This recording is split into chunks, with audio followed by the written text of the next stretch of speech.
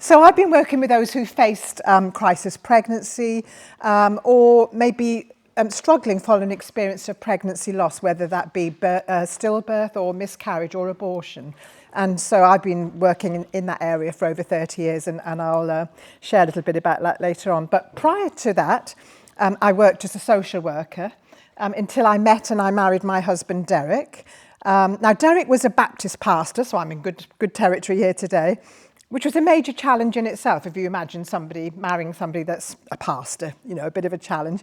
But actually, not only that, the greater challenge was that he was a widower and he had 5 young children. And then we went on to have twins, and then we had one more daughter. So here are my family, Michelle. It's just for you to see. This was this was them many years ago now. This was on a Christmas Eve trip to Cardiff. We were pastoring a church in the Rhondda Valley then. And we just used to take these photos over the year of shortest to tallest. And of course, the positions changed as the years went on. But this was the one at the end there, looking as if she's shivering and really tiny.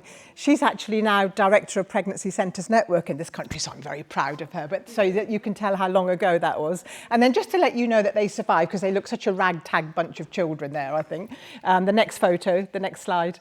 Here they are. This was at my parents' diamond anniversary a few years ago now.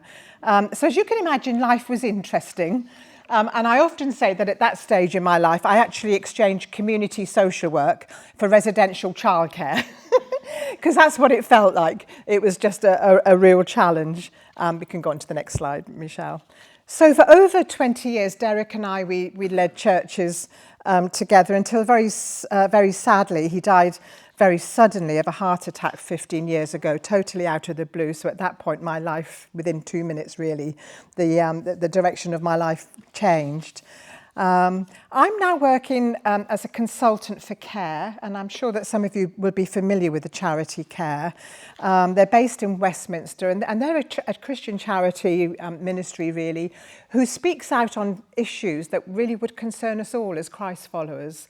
So very much, I just mentioned very briefly this morning, they work in the area of public policy and advocacy. They work with Christian MPs. A lot of their work is helping MPs write some of their speeches. And really on issues that would concern us. So we've already mentioned, I know you prayed this morning about modern slavery day today. So sex trafficking, modern slavery, gambling, freedom of speech, and then beginning and end of life issues as well. So at the minute, there's a lot of talk about euthanasia, really, assisted dying. So they speak out on our behalf on a lot of those issues. And they've been around a long time, and actually they're a wonderful organisation to work for. And part of what I do is I head up an initiative called Open. And really that's to do with engaging with churches and with Christ followers on some of these issues. But in particular, Open is concerned with talking with churches on issues of beginning of life issues. So very much again on the subject of crisis pregnancy and baby pregnancy loss and abortion, but actually encouraging us to bring a pastoral response to all of those issues. These subjects sometimes, we're afraid almost to talk about them in churches, and I'm sure a lot of us will have heard conversations about them that aren't very grace-filled, I think, very often. And our concern is that we want to help churches create an environment where these issues can be talked about, but somebody in our church, for example, could talk about them, but without fear of judgment. And know that they're going to be received with grace. And my aim is not in any way to campaign or to enlist workers from churches. It's nothing to do with that. It's actually how can we serve the church? And really it's helping to bring training and helping us to create open environments in our church where we can talk about these things. A lot of women, especially those who've had abortions, they feel that church is the last place they can talk about it. They'll talk about anything else, but feel that really is something that if they share about it, that just would not go down well, they would not be received well. And I don't know about you, but I believe that it should be the first place that we can talk about it. And so that's why I'm so thankful as well, Michelle, that in this church you're beginning to open up that conversation, and that's really just so wonderful. We've got a great website. I'm not here to talk about Open especially, but do have a look at the website. There'll be details at the end, and there's some leaflets at the back, and I've got some more if you wanted to know any more. I just want to say at the beginning of this talk that it's not going to be a talk about all the complex issues around these subjects, especially around the topic of abortion, and would love to do that in another context. We would need a lot more time to do that, maybe in a longer pastoral training session, who knows.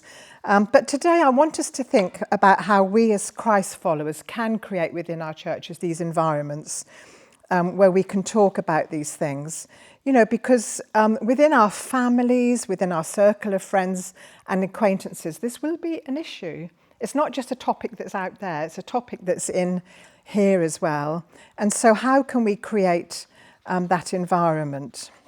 Now, I love stories, and I know I've got to keep you awake, so I'm going to read you a story as well to keep you awake. I really love stories, and one of my favourite stories is written by the writer John Ortberg. Some of you might have read some of his books, just a wonderful writer from the States. And he tells the story of a time, a long time ago now, when he and his wife made a momentous decision. Next slide, I think. He says, "Some years ago, we traded in my Volkswagen Super Beetle for our first piece of new furniture, a mauve sofa. It was roughly the bright colour of Pepto-Bismol, but because it represented to us a substantial investment, we thought mauve sounded much better. The man at the furniture store warned us not to get it when he found out we had small children. 'You don't want a mauve sofa,' he said. 'Get something the colour of dirt.' But we had the naive optimism of young parenthood. I remember this. We know how to handle our children. We said, 'Give us the mauve sofa.' From that moment on, we all knew clearly the number one rule in the house. Don't sit on the mauve sofa. Don't touch the mauve sofa. Don't play around the mauve sofa. Don't eat on, breathe on, look on, or even think about the mauve sofa. Remember the forbidden tree in the Garden of Eden? On every other chair in the house you may freely sit, but upon this sofa, the mauve sofa, you may not sit. For in the day you sit thereupon, you shall surely die." I can see. And then came the fall. One day there appeared on the mauve sofa a stain, a red stain, a red jelly stain. Sorry, this has just come in. This is my friend who I've known since I was 15, and we're just meeting up this afternoon as I'm down this way. Okay, one day there appeared on the mauve sofa a stain, a red jelly stain. So my wife, who had chosen the mauve sofa and adored it, lined up our 3 children in front of it. Laura, age 4, Mallory, 2.5, and Johnny, 6 months. "Do you see that, children?" she asked. "That's a stain, a red jelly stain. The man at the sofa store says it's not coming out, not forever. Do you know how long forever is, children? That's how long we're going to stand here until one of you tells me who put the stain on the mauve sofa." Mallory was the first to break. With trembling lips and tear-filled eyes, she said, "Laura did it." I love that about kids. Laura passionately denied it. Then there was silence for the longest time. No one said a word. I knew the children wouldn't, for they had never seen their mother so upset. I knew they wouldn't because they knew that if they did, they would spend eternity in the time-out chair. I knew they wouldn't because I was the one who had put the red jelly stain on the mauve sofa. And I knew I wasn't going to say anything. I figured I would find a safe place to confess, such as in a book I was going to write, maybe. I love that story. But then he goes on to say, the truth is, of course, that we have all stained the sofa. And some of the stains are small and barely noticeable, but some of them bleed through the entire fabric of our lives. They are the stains we regret in the wee cold hours of the night, as we lie in bed staring at the ceiling, wishing we could go back and relive some moments and get things right this time. They may be the stains that if we don't regret, we ought to, and we would if our hearts were working right. All of us will have to log some time in front of the sofa. All of us here, me especially, we've all had regrets, haven't we? You know, this isn't just a modern concept. Approximately 1,000 years ago, David the king, the psalmist wrote about his need for a time in front of the sofa. In Psalm 38 verse 4, he said, "My guilt overwhelms me. It's a burden too heavy to bear." But then in one of my favourite verses in the Bible, I think next slide, Michelle, and Isaiah 1 verse 18, we read, "Come now, let's reason together, says the Lord. Though your sins are like scarlet, they shall be as white as snow. Though they are red like crimson, they shall be like wool." And I love that concept. I love that approximately 750 years ago, before Jesus came, God was portrayed as wanting to come and to reason with us, to talk with his people, to talk about those things we do which causes us to miss his very best for our lives. And I sometimes wonder how God feels when he gives us free will and then he sees what we do with it.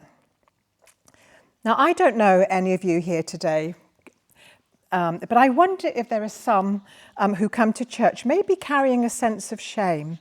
I'm sure within our circle of friends that we know people like that, and a feeling that if others knew everything that's gone on in my life, they wouldn't invite me to their table.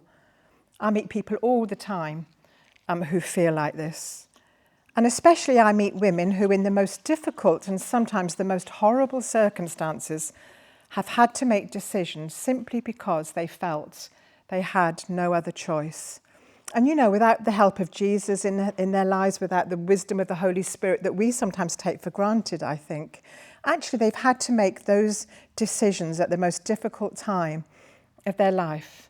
And then sometimes many women and partners, for many years, they just carry this deep sense of shame. This week, it's been National Baby Loss Awareness Week, and then last night we had the Wave of Light, where people all over the world lit candles between 7 and 8, whatever that would have been in their context, to remember babies that they've lost. And it's a wonderful opportunity for us to actually, if you like, to open up the conversation around this. So this week on Monday and Tuesday night, I've been involved in helping run 2 baby remembrance services, actually in small Anglican churches in villages near to where I live. And I spoke to one lady in her 70s afterwards, and she told me that she'd lost 2 children because of genetic illness.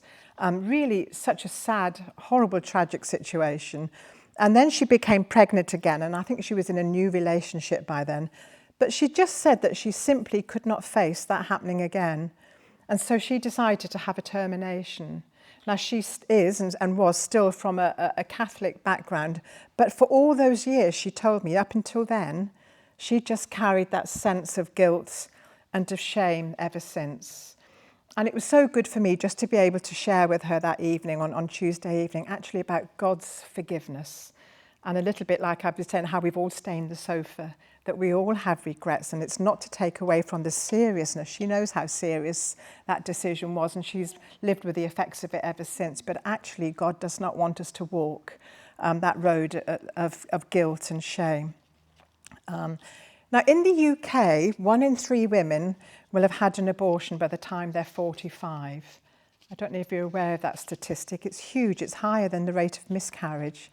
1 in 3 women will have had an abortion by the time they're 45. And government statistics recent release show us very sadly that abortion rates in Britain this last year are at its highest ever peaks. It's just so tragic. About 280,000 abortions take place in the UK. And so it follows, just logically it follows, that post-abortion struggles will be part of the story for many in our churches. And as I said, it's not just a subject that's out there, it's in here too. And the 1 in 3 isn't just a statistic, it's for individual people who for the most part made decisions in circumstances which were just overwhelming, as I already said. Maybe it was a part of their life in our churches. Maybe for someone before they came to know Jesus in their lives, this was part of their story. And yet, as I've said before, they very often just feel they cannot share about it. Many are just so afraid to talk about it for fear of judgment. And so this means that they're left to deal with the hurt and the pain on their own. And the grief and the struggles can become very silent and deeply, deeply painful. Now, I understand great to have two church leaders here today, and I understand the dilemma of church leaders who may be reluctant to speak about it. I understand that because they have the whole church context to take into consideration, the various things that are going on in church life. But actually, if we don't talk about it with grace, the only voices that women may hear are those of society, who may see abortion just as an easy choice without any consequences. And for most women, that actually isn't the case. Or sometimes the only voices they might hear are the sometimes harsh teaching in churches or in different contexts. We think about across the pond, some of the conversations coming from there really, I feel, are so unhelpful and just so hurtful and divisive. And so we really need to be the voices of those speaking about it with grace, but also talking about God's truth. Because if not, those are the only voices that women will hear. Now, I know that some Christians, like the Pharisees, even though they can be well-meaning, they actually add to the shame of a lot of women and partners who may have been involved in this decision. There once was a little girl, I love this, who prayed, "Oh God, make the bad people good and the good people nice." How many of us know some people that they might be good, but they're not very nice? And I think we have to be so careful about the language that we use. I love the translation of this next slide, I think, of this next verse. I think it's the Good News translation. It's a little bit... anyway, loose, I think. But this, in that translation, next slide, it says, "See to it." Oh, sorry, next one again, Mr. And again. No, and again. Oh. There we are. It was beyond. Okay, sorry. So it says there, "See to it that no one misses out on the grace of God." And really, that's our heart. We don't want anyone to miss out on the grace of God. So just the next slide. I'm very brief. I'm just going to really read the bullet points because I know that we're... Oh, no, go back again. I'm sorry, I must have got them in the... That's right. So what do we do? And then I'm going to talk a little bit about some of the effects of abortion. So we provide training for church leaders. I do quite a lot of training events, and we've developed quite a lot of online training events now. The pandemic, I'm a bit of a technophobe, but the pandemic made me be able to do some of these. And actually, they've been great, reaching out to lots of people all over the country.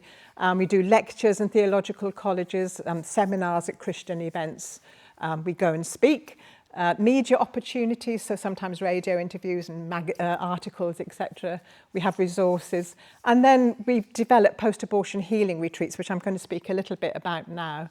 Because I rarely speak at a church where not one or two people will come up to me afterwards and say, "I've not told anybody, but actually I've had an abortion," or "This is my daughter," or somebody within my context has had an abortion. And then we also do loved miscarriage healing retreat days, which came after the rest of that. But I was actually speaking at a church leaders event once, and a young lady came up to me and said, "I know we're not great at talking about abortion, but actually we're not great at talking about miscarriage either. Isn't that strange? We just don't really talk about it." And yet 1 in 4 to 5 pregnancies, again, ends in miscarriage. And again, that can be a very silent grief for those that have experienced that. And so we do healing retreat days as well. I'm very happy to share about that. How are we doing for time? I'm just going to share a story. I hope we won't run out of time. But I just want you to know that I haven't got a down on local church. I love local church. My husband was a church pastor, and I think it's one of the hardest jobs in the world, actually, being a church leader. And I was speaking once at an event down in the south of England and sharing a little bit about this. And somebody came up to me afterwards and she said, "Jenny, I agree that we're not great about talking about abortion in churches, but can I tell you my story?" And she told me that her daughter, in her teens, I mean, she was grown up now, but in her teens, but very involved in the church, part of the youth group. And one day on her way back from a meeting at the church, she was raped. And she became pregnant, which doesn't happen often actually after rape for all sorts of reasons. But she became pregnant, and of course at that time had lots of conflicting advice from people what to do, what not to do. I've never been raped, so I would never assume, I wouldn't do that anyway in any circumstance, but to tell somebody what to do. But for her, that young girl, she decided, after thinking about it and praying about it and talking with her family, she decided that for her, abortion wasn't an option, and so she carried on with the pregnancy. And this lady said to me, Jenny, at that point, as soon as she'd made that decision, that baby became the church baby. And I'm going to wobble. I always wobble when I share this story. And she said, from then, we never had to buy any nappies, any milk, any food equipment. Everybody came around and provided for her. And she said, at that child's dedication service, when the pastor, I think it was a Baptist church as well, when the pastor said, and who will be raising this child? She said the whole church stood up.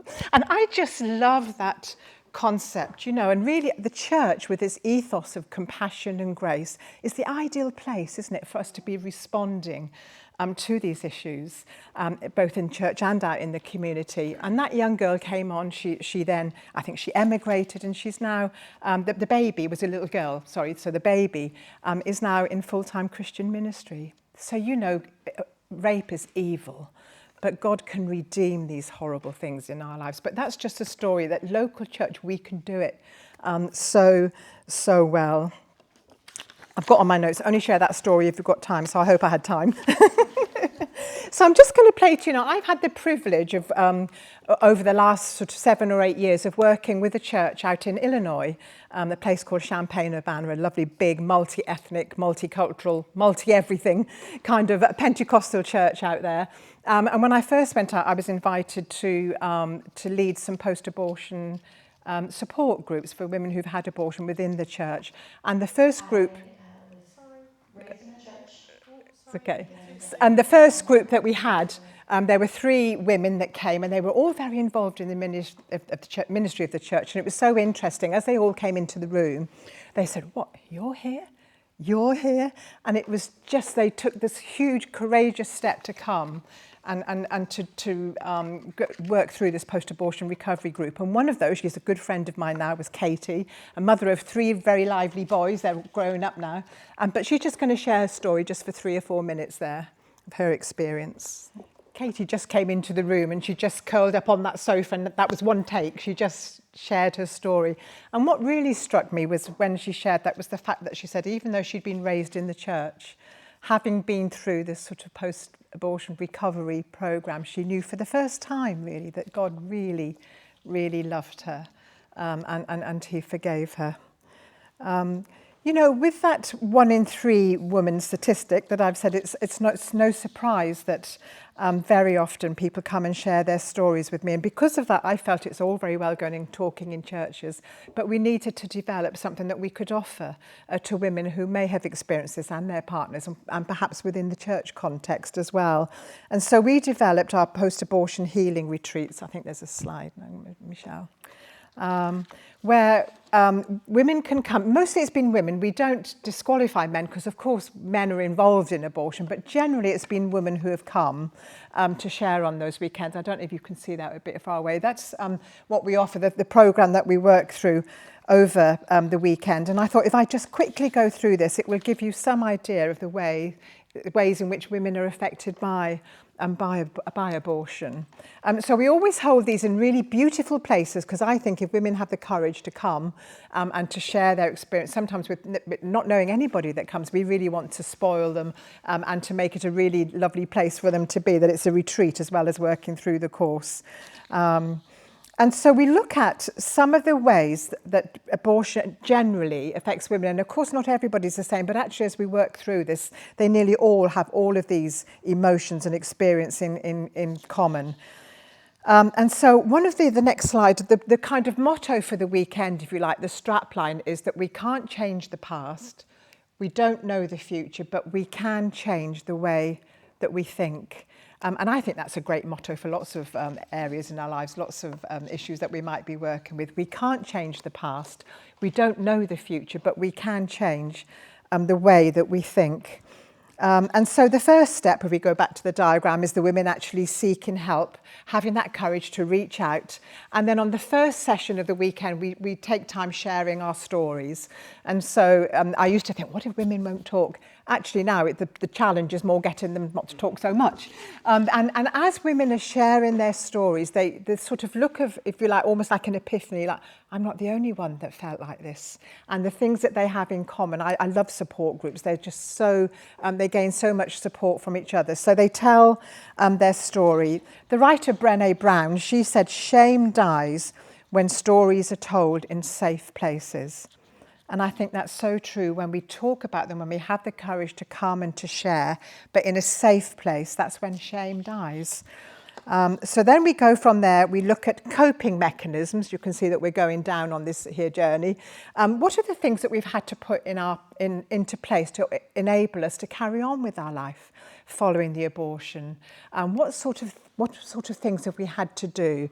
And it may be burying that so deep that they never talk about it. It might be getting involved in lots of charitable work. There's all sorts of things that women can do in order to be able to help them to cope with moving on. I've heard of lots of families where the mother has taken the daughter for an abortion and come back and said, right, we're never going to talk about that again, as if that's going to be a way for them to cope. Actually, that creates a lot more problems very often.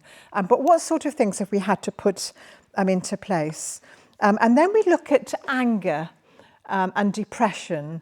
And anger is a huge thing following abortion, I think, for most women. And the same with miscarriage, actually. On the miscarriage days, we do very similar steps.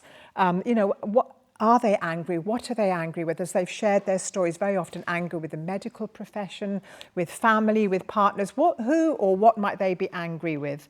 And we get them to make a list of those people that they're angry with. And then we use pie charts a lot through the weekend. Have the pie chart where you have a slice of pie and you apportion a slice of the pie to each of those person on that list of anger. And then what do they need to do about that? What are healthy ways to express anger? Anger's not a bad emotion. It's a basic human emotion.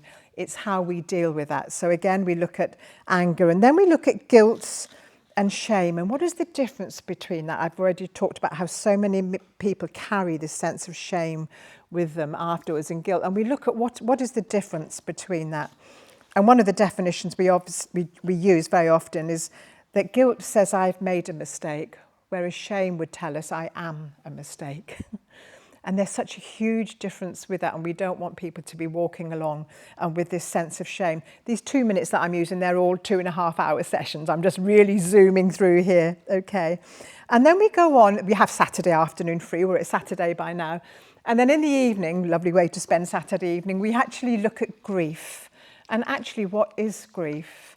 And this session gives the woman the permission, if you like, to lay aside, her part in the abortion experience, the decision that she made with whoever was involved in that decision, to lay that aside.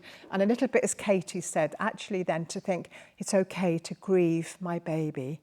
And again, how might we be able to help them to do that? Are there things that they can do? Baby remembrance services, things they might, writing letters. And we look at all those things. How can we grieve our babies and, in a sense, move on from that then? There's a sculpture slide next, I think. I think there's a picture. I don't know if any of you have seen this. And again, sorry, we should have gone back to that. Has any of you seen this? It's a glass sculpture. You can Google it. And it's by an art student, a Slovakian art student. His name is Martin Hudiceka. And he describes it as the baby who was never born. And in this sculpture, he's trying to say that the child is coming back to the mother and is saying, it's okay. It's okay, Ryan, but coming back to comfort her mother. And of course, the wonderful message we have is that actually we believe our babies are in God's presence, and there's no safer place to be. And that's where we can draw comfort as we move along. This grief will always go with us, but our lives can build around it. And very often God uses that grief, as Katie said, to reach out to others. And then we look at exploring ownership, I think the next, if we go back to our diagram. Yeah, I don't know if you can see that. So what was our part in what happened? A lot of women are very good at taking the whole responsibility for what happened, and it's very rarely that it is just her responsibility. And again, looking at those people that were involved, her experience, again, apportioning slices of the pie. Who was responsible? Very often she will take the whole blame, but it's rarely that's the truth, and so it can be very releasing. Or the opposite, she might blame everybody else, But actually there comes a point when we have to also say, but this was my part as well. This is what I did. And that brings us on then very nicely into the next step, which is forgiveness. And again, we look at that whole area of forgiveness. What does forgiveness mean? What do we understand by it? Are there people that we need to forgive? Do we need to be forgiven? And of course, as Katie said, what do you think would be the biggest issue for somebody when we're looking at forgiveness? Anybody got any idea? What do you think might be the biggest obstacle? Or Not forgiving yourself. yeah, I think forgiving themselves. I think that can be the biggest hurdle, actually. And we sometimes have women come who've had abortions 30, 40 years ago and have carried that with them all the time. And it's that sense of knowing that, well, if God can forgive me, how can I come to that place where I forgive myself? And we have different exercises that we do with that. And that is such a releasing step for women who have struggled with that. And then we look at acceptance. What does that mean? Does it mean that we're coming to terms with this experience that my baby's no longer important, that it's no longer sad? And of course, it doesn't mean any of that. But actually, how can we come to terms? How can we make peace with what's happened and embrace that, but then move forward in a healthy way into all that God wants us to do? And it can be actually life-changing. I've known 2 or 3 people, especially from that church in Illinois, but others who've come on the retreats, where actually their lives have changed from coming to that sense of forgiveness and release and not feeling this is something that's going to identify them for the rest of their lives. And then we look at the way ahead, sort of coping strategies. What sort of things can we put in our lives to help us to cope with difficult times ahead? Anniversaries of the date of the abortion, the due date. There can be lots of difficult days ahead. How can we ourselves, how can we plan and put strategies into place to enable us to cope with that better as the years go on? Okay, I've really raced through that, but I don't know if there's any questions just with that. I know time's going on with the emotions and the way that women and partners are affected, or any comments, any... Just a practical question, Jenny. How expensive is it for the women to go on? To come, it's really cheap. Well, actually, it's really cheap for a retreat. So at the moment, we charge £195. Do you think it'll be a barrier to some? Well, no, for the weekend, but then we always say if anybody contacts me and I email them back, or I usually like to talk to them on the phone, that if finance is a problem, that would not be a barrier. And what we found very often is that churches have paid for women to come, but in the long run, ultimately, care will always underwrite it as well. We always run at a loss, always. But some women, they can pay that. And actually, I feel sometimes it's good for people to invest in that as well. And the start reality is that if people, especially if they've paid a deposit, they then will come. But really, for that kind of retreat, it's so cheap. That's everything, including a beautiful place. But that's what we charge at the moment. But we always say we wouldn't want finance to stop anybody from coming. Yeah. Okay, so I'm just going to bring this to an end now. I just want to say that for me, the privilege of leading those retreats has been the most humbling and enriching experiences, actually, in all my years of ministry, all the years with Derek and all the other stuff that I've done, women's ministry. You know, someone once wrote, if only we would all grieve our sins as much as women who grieve the pain of their abortions.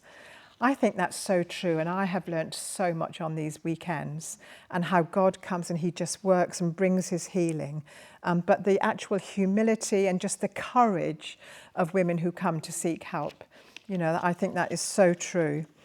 And perhaps today, I don't know you here, for all sorts of reasons, we may feel a sense of unworthiness for some areas in our lives and perhaps a spiritual separation from God. And yet the good news is that Jesus came to bring healing and restoration. And that's the wonderful good news that we have. I think the last slide, Michelle.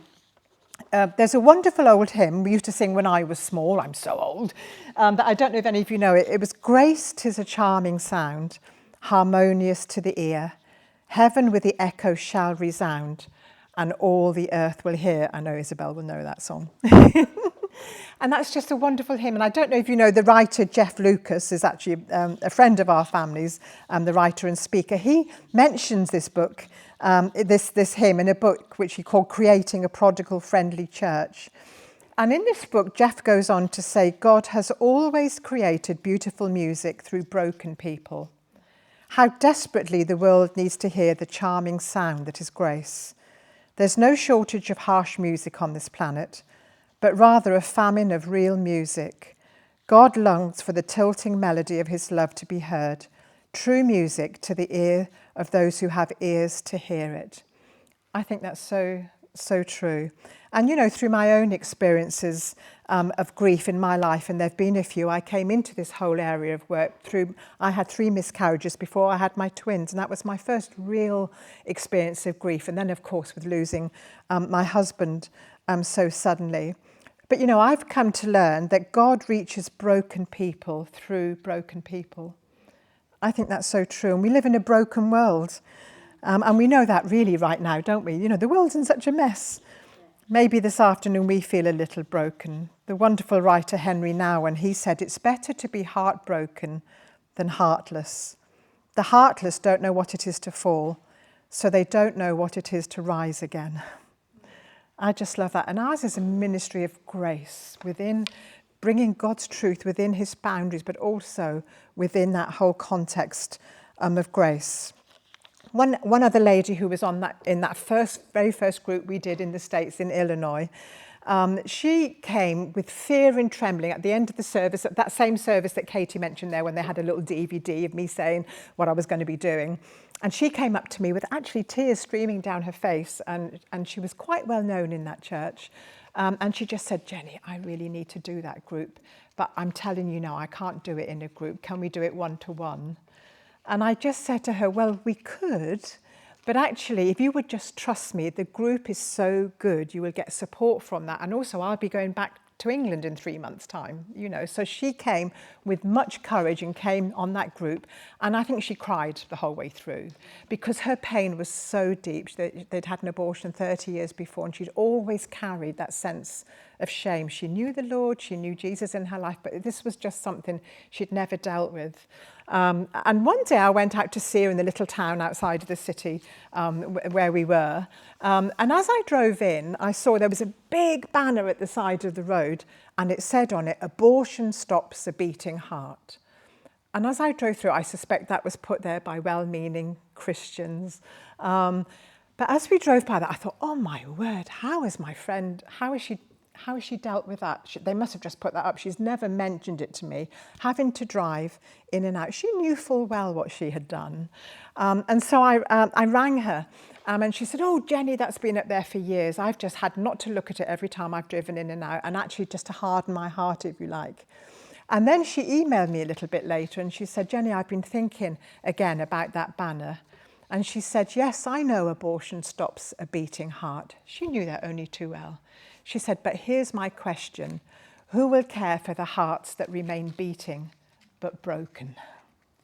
And actually that has spoken to me. And I think actually that's what God calls us to do.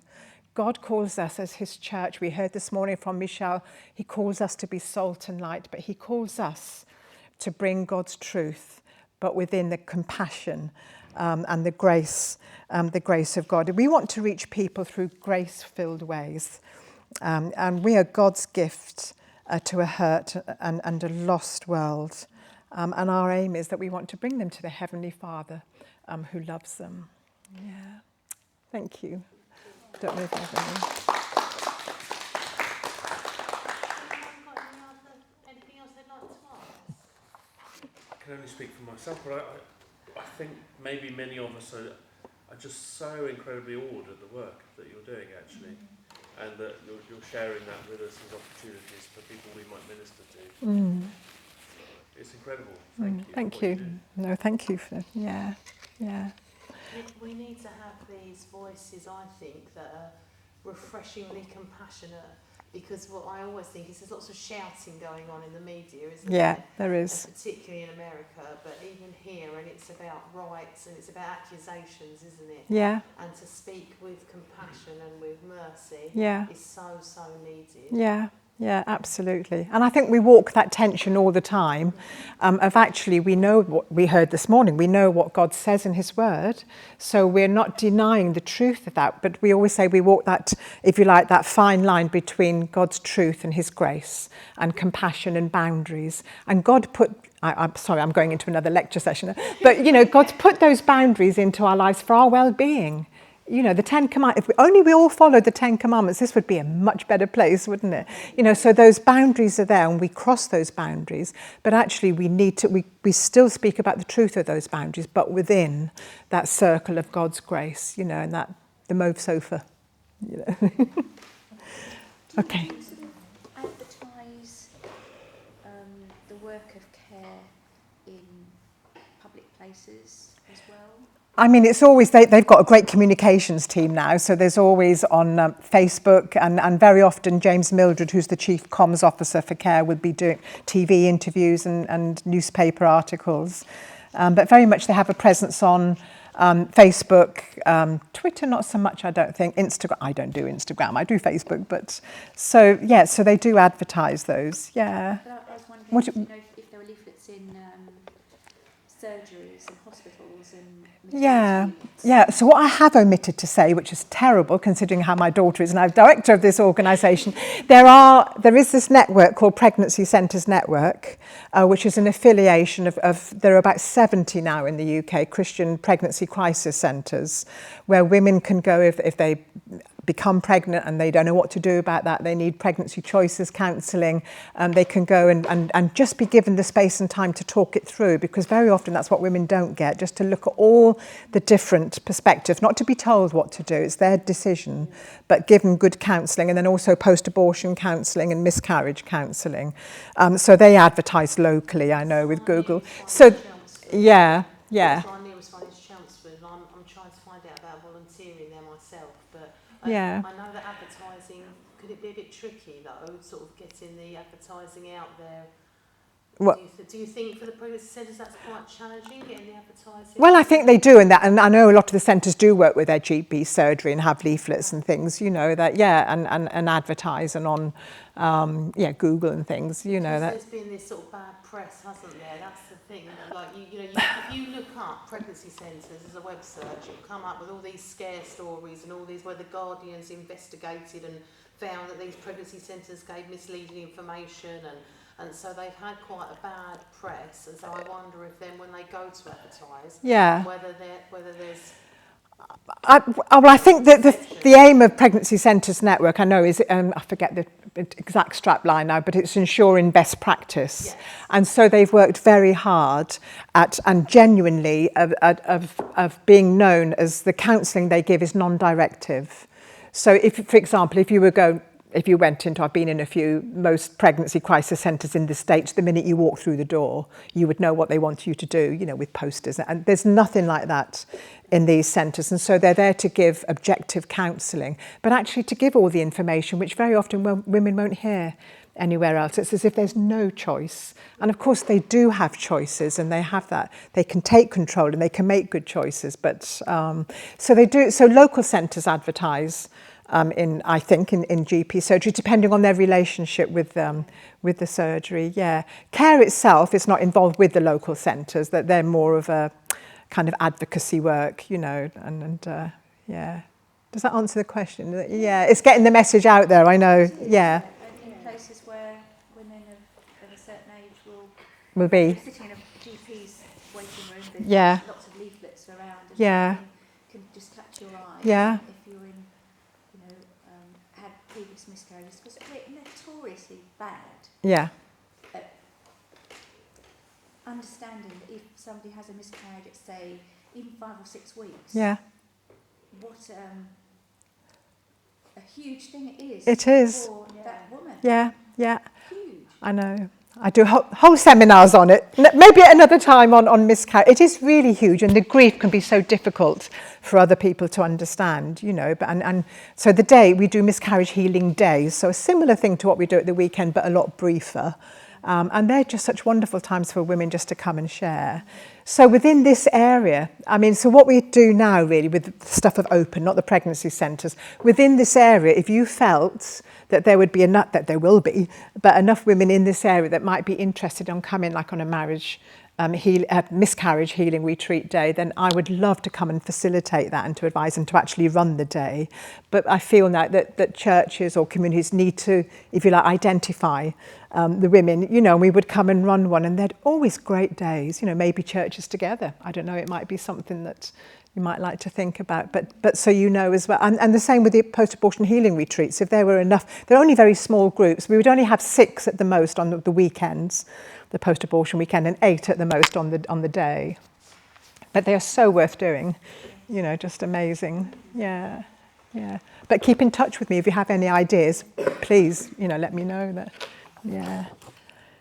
Okay. Football, when was it on? Soon. Okay, thanks, Michelle. Thank you.